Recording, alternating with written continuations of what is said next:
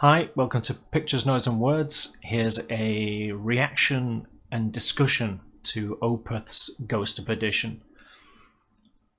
Full disclosure, I know Opeth's music. I know, I've heard virtually all of it. Nobody can say for sure. So I do know this song quite well, but that doesn't stop me reacting to it. I can still get into it, but it won't be just a clueless reaction, which is fine for people who do those. I want to talk a little bit about the Opeth and the music. I'm not an expert on Opeth. Let's not go crazy. But it won't be just I don't know what I'm getting kind of thing. I just want to be clear about that. Okay. So let's get to it. Let's get to it if I press the right button. Ooh, it's my professionalism that you come for, isn't it?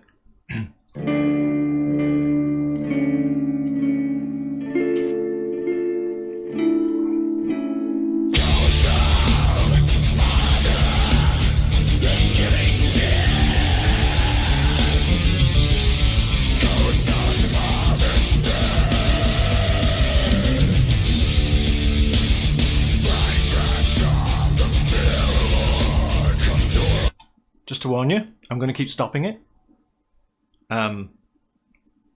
Obviously, if you want to hear it in its entirety, there will be a link. I'm listening to the album version, but there's a link I'll put in for you can hear it on YouTube. So if you want to hear the whole thing without me wibbling in between it, that's fine.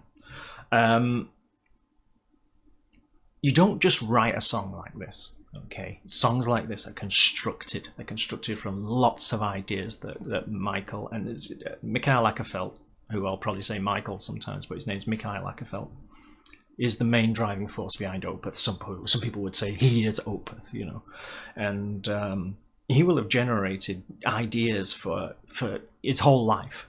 And when you write a song like this, which admittedly a lot of Opeth songs are like this, or at least they were in the old days. There's the old Opeth, there's a new Opeth. I don't think I'll get into that. You construct songs like this from all of those different ideas, which is why you get such diversity and why you get such complexity and why you just think, how did you write a song like this? Well, the thing is, you don't write a song, you construct it from various parts. You go into the recording studio and you have ideas on the fly, and then you also have things that you go, you know what, I've got a riff I wrote 2 years ago, and I've got this idea for drumming, and then and obviously the other band members will have an input as well. But the way this comes in, ding ding, punch you in the face. It's genius.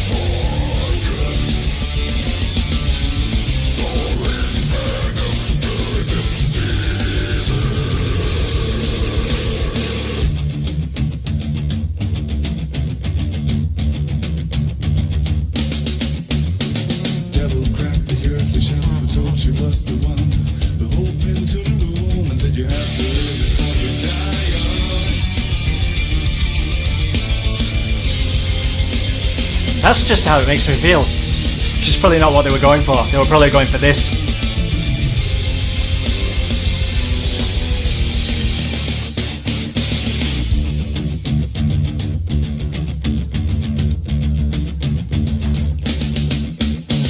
Devil cracked the earth, the shelf, who told you was the one. The hope into the room and said you have to live before you die young.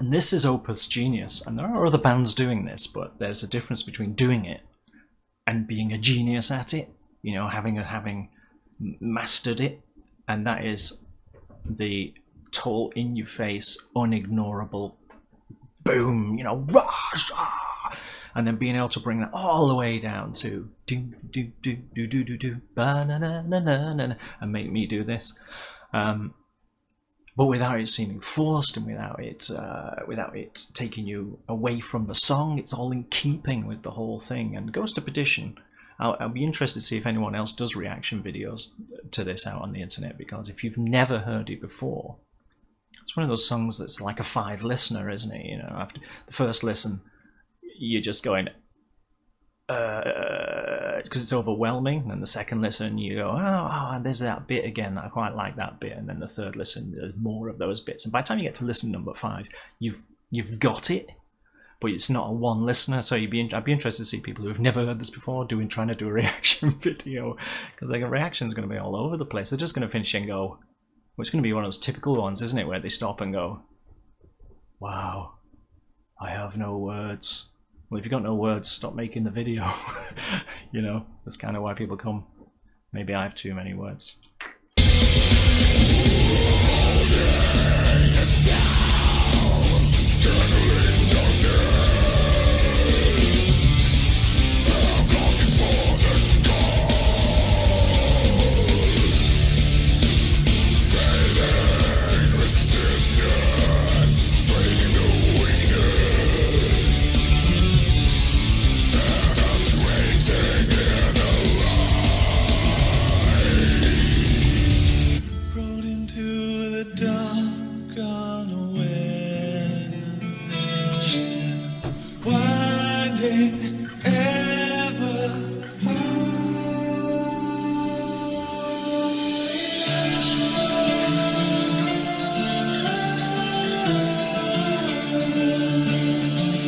Well, that's ruined that.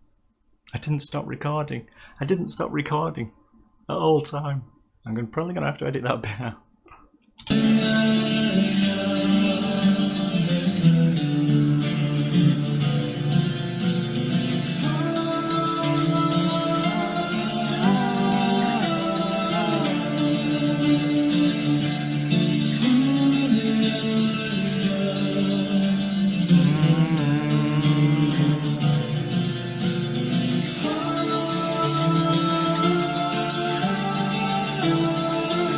I mean,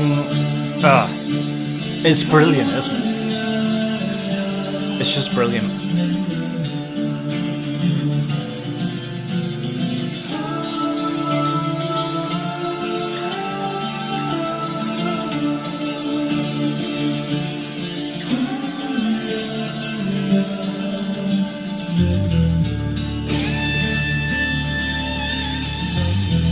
See, incidental bits like that. Bow, that's a studio thing. They would be in the studio going, right, we're doing the quiet bit, we need to bring it back. Right, how about I do this? Bow! You don't write that. You don't write that in advance.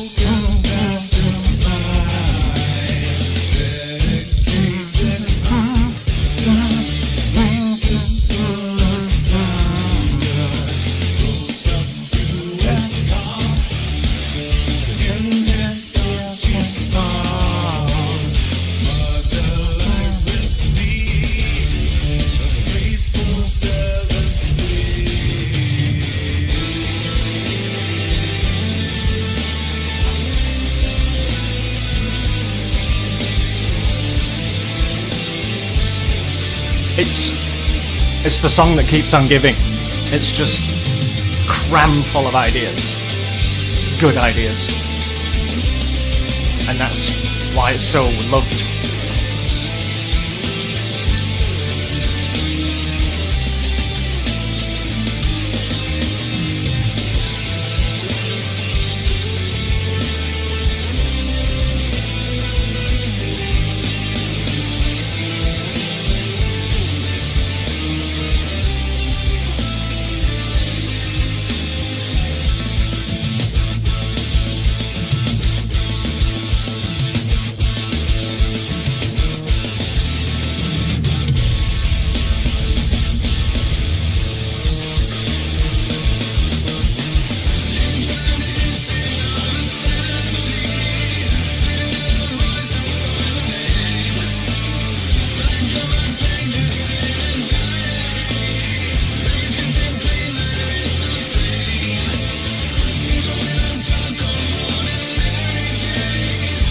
I have no idea. I've heard this song 100 times. I've no idea what he's singing about.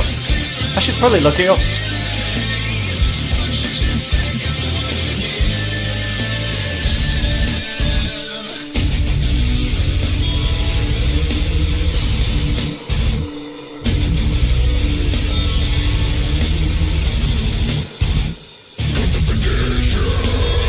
It's just the Cookie Monster. It just fits like a glove, doesn't it?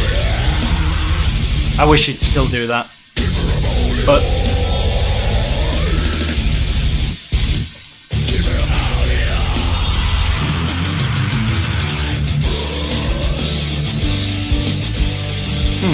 that's a tricky transition right there.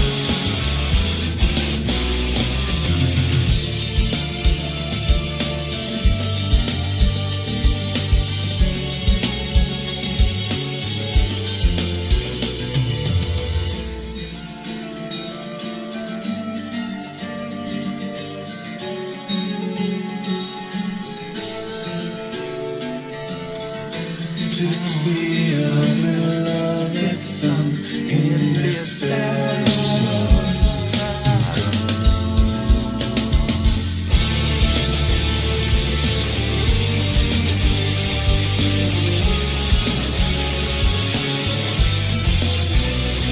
It just all fits together so well. It just flows from one section to another section, interwoven back to themes from earlier, and that's why I say in a song like this, it's constructed.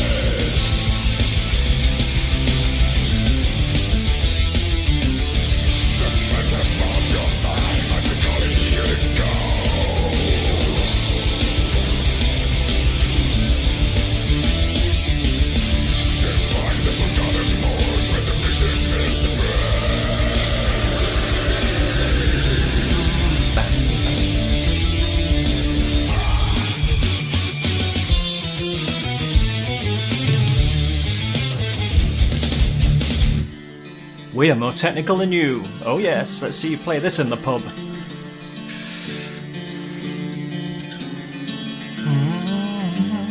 That theme from earlier.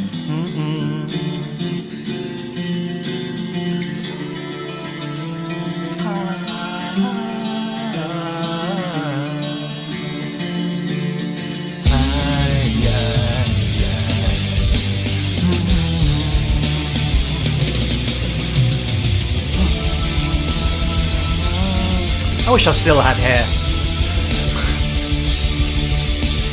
It's a lot harder.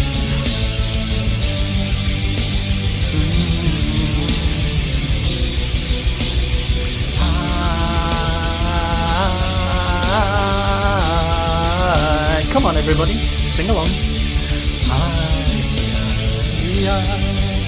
Good drinking song. Till the fast bits.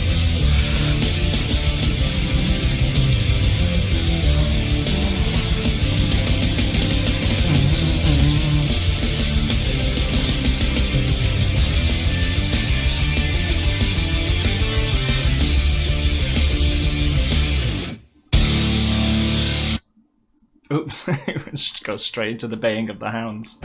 Another Genius song, but not for now. Opeth was genius, absolute genius, and a shout out to the whole band. I mean, Mikael Åkerfeldt is clearly a musical genius. You know, he's steeped in 70s Prague, and he's got all of his own. And you know, in fact, when you talk about the influences, he is an influence. He is his own person. He has changed death metal.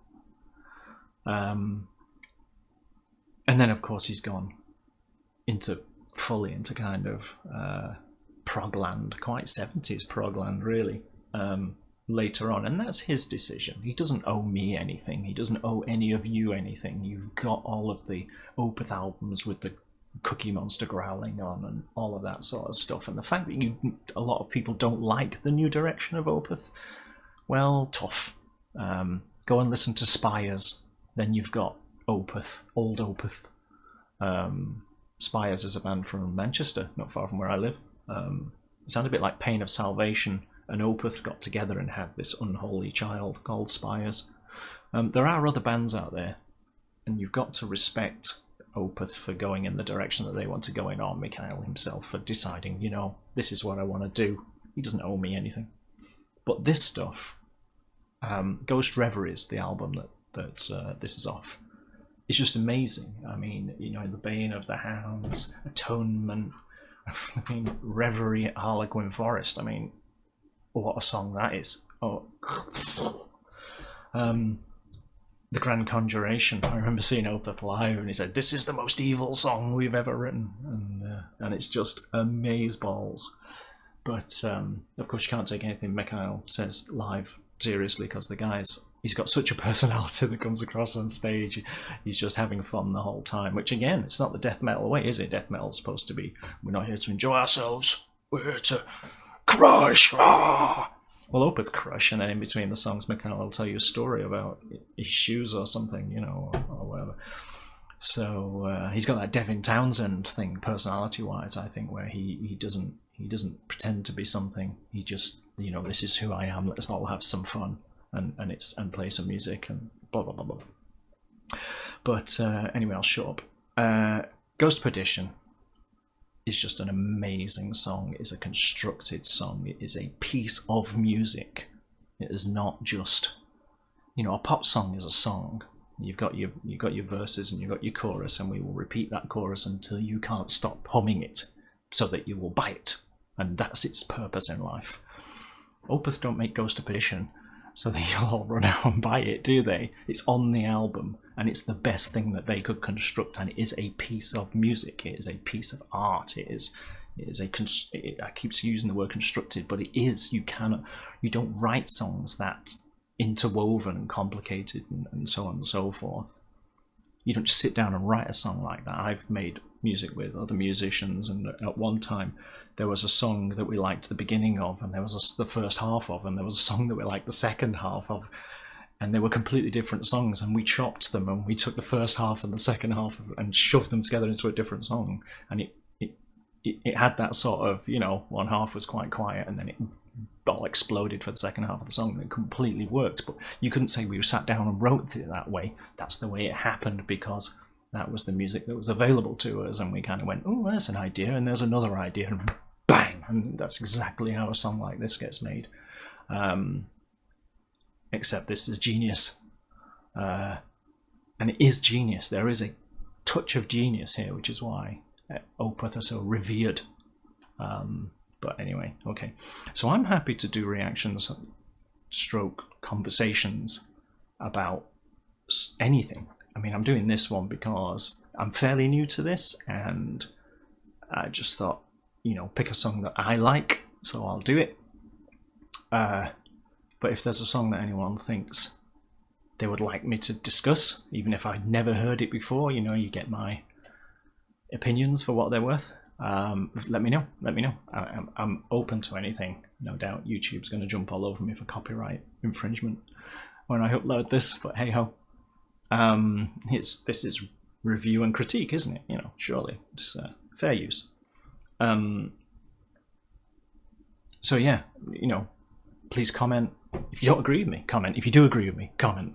If you want me to look into another type of song, not just things like Opeth, I don't care what it is. It could be modern jazz for all I care. But I need to. But I don't know what I should listen to, so I need to get these suggestions. Suggestions broaden my horizons, and in turn, it will broaden the horizons of people who see these videos. Okay, so thanks very much. Goodbye.